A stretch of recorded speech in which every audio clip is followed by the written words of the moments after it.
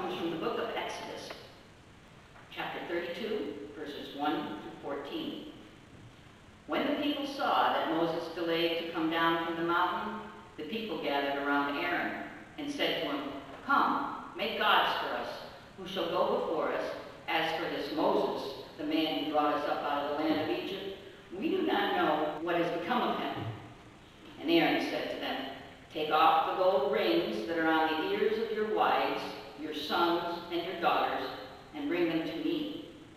So all the people took off the gold rings from their ears and brought them to Aaron.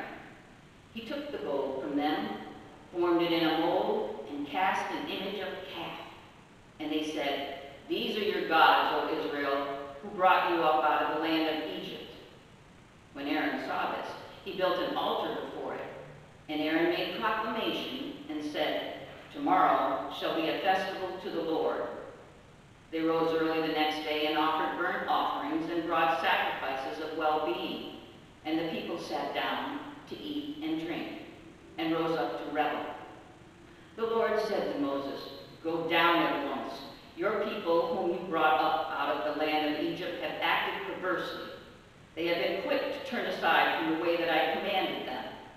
They have cast for themselves an image of a calf and have worshipped it and sacrificed to it, and said, 'These are your gods, O Israel, who brought you up out of the land of Egypt.'"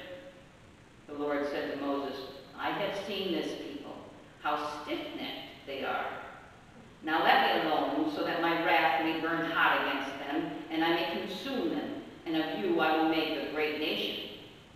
But Moses implored the Lord, his God, and said, "O Lord, why does your wrath burn hot against your people whom you brought out of the land of Egypt with great power and with a mighty hand?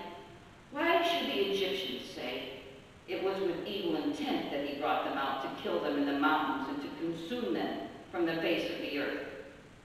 Turn from your fierce wrath, change your mind, and do not bring disaster on your people.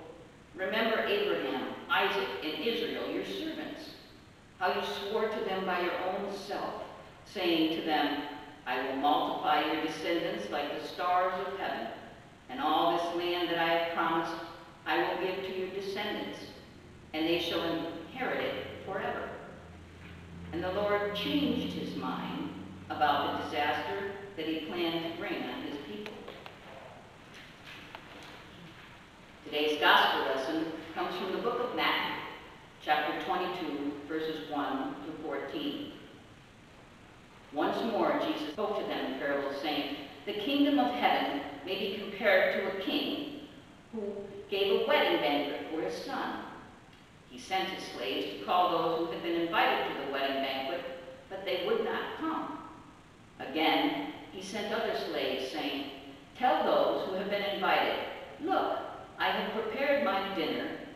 My oxen and my fat calves have been slaughtered, and everything is ready.